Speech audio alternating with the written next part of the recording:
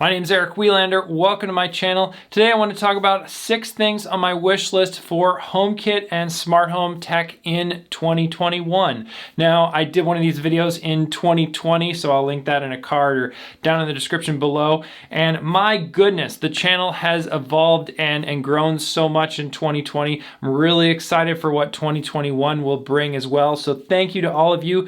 And if you're interested in smart home tech and Apple in general, please subscribe to the channel for more videos. Give this video a thumbs up if you're excited for HomeKit in 2021 as well. So I have 3 items on this list that are hardware related and 3 items on this list that are software related. So let's kick it off with the hardware ones. Number 1 is I want to see more accessories offering Thread support. Now, what is Thread? So Apple shipped in 2020 the HomePod Mini, which was really exciting. And one of the things that it included that a lot of people weren't really talking about is it supports Thread. So Bluetooth accessories with HomeKit can also support communicating over Thread, and that allows these accessories to form a low power mesh network around your home to communicate. So they're not relying on the Wi-Fi, and you also don't need things like a Bluetooth range extender to reach as far, because each accessory is sort of helping out in that communication. So Eve already announced that they have Thread support in a lot of their products that are already shipping, as long as you do a software update. But I would love to see more accessory manufacturers offer Thread support in their products. I think, it'll be a great way for as more people get into HomeKit and smart homes in general. They might not have as nice and fancy of robust of a Wi-Fi network as a lot of us geeks do.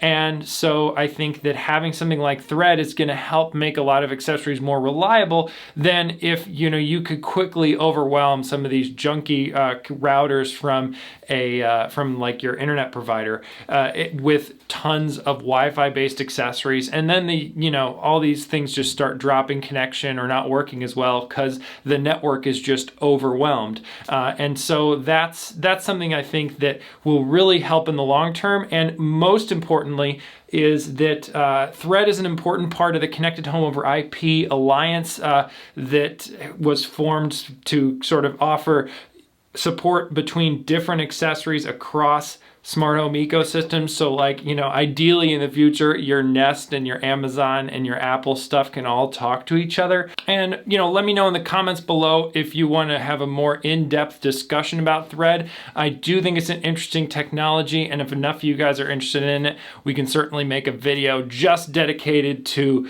the details of that. Now, Apple Frame. This is something coming over from my 2020 wish list.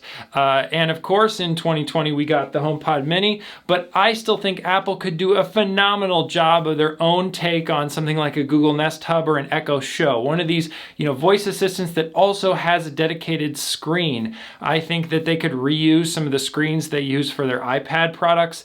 You remove the battery, keep the processor, add a power source that's always on, add some nice speakers, maybe charge like $300 to $500 for it, which of course all the internet blogs would freak out about. But I still think with that combined with all the integrations they'd have into their apps and ecosystem, it could be a really nice product even at that high price point. And I think that, you could have things just visually like seeing timers, and imagine even multiple timers at once. But let's not get ahead of ourselves. Just even one timer on the screen would be nice. Being able to do things like FaceTime and just having this be an always on photo frame, which you can't do if you wall mount an iPad, where, you almost have like a screensaver of a shared photo album that also shows the time and the weather, and then you tap into it and control your home and other things. And I could even see things where maybe Apple could add support in new versions of iOS to allow app developers to share widgets to these frames. So like, for example, I could take my favorite app for weather on my iPhone, Weatherline, and share one of their widgets with my frame for the family to see. Of course, that probably require support from the app developer as well. But I think that kind of stuff and integration is the thing that Apple could do to really make their product in this category more valuable than a lot of other companies can. And of course, just getting HomeKit secure video notifications, like when someone rings your doorbell. Apple added this to the Apple TV in 2020, but I'd love to see it be in a dedicated product like this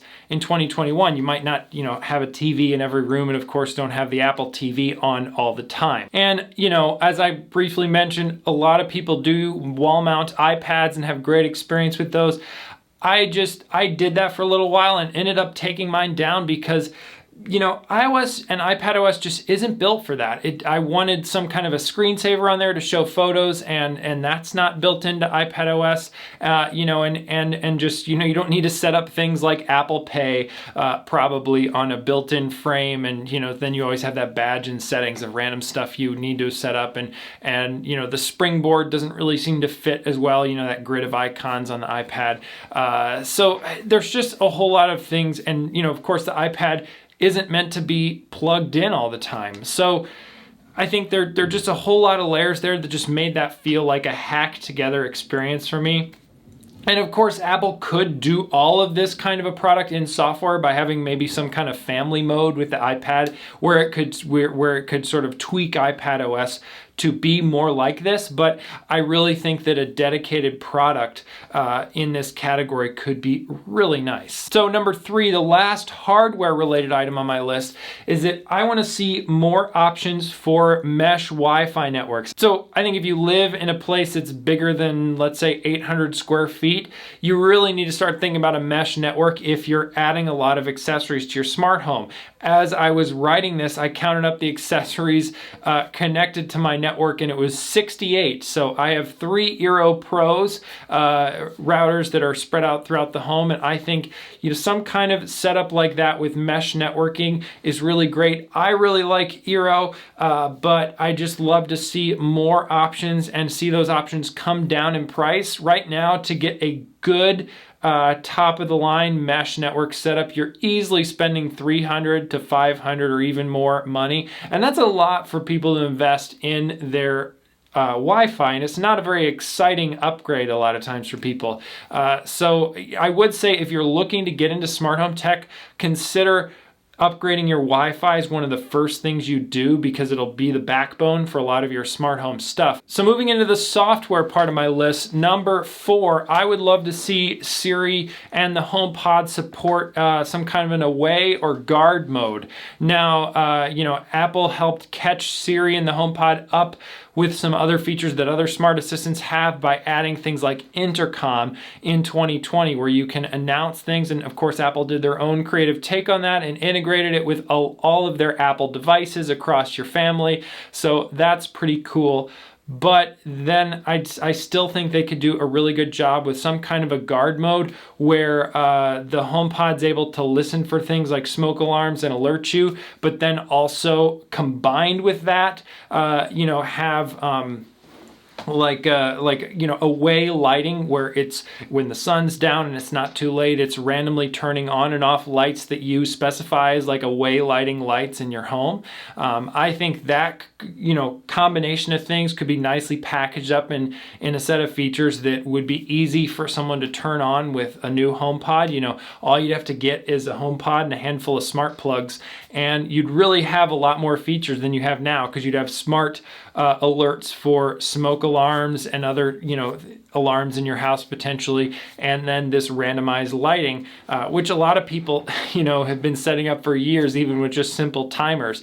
Now, of course, there are many different ways to accomplish this kind of a setup with automation and other things already, but I just think that Apple could package it up nicely inside of HomeKit and really add a lot of value to their HomePod products, and then also any other HomeKit compatible lighting that you might add to your home. Another detailed thing about HomeKit that I'd love to see is the ability to trigger a HomeKit secure video camera to record a clip based on an automation in HomeKit. So we got a lot of great HomeKit secure video cameras in 2020, and I'm sure 2021 will be filled with even more. It's a really exciting space. I'm going to be talking more about the details of HomeKit secure video in in coming videos, and I've obviously done a number of camera reviews on this channel already. But one of the limitations is, you know, it'd be nice if you could have a motion sensor or a door open sensor that's sort of at the edge of the visible range of a camera.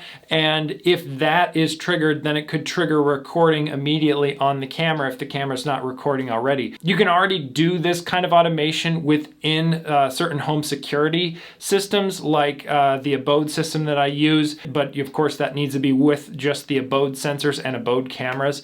So it'd be nice to see this tied into HomeKit, where you could say, you know, use an Eve door sensor to trigger a Logitech Circle View to do a recording when the door opens.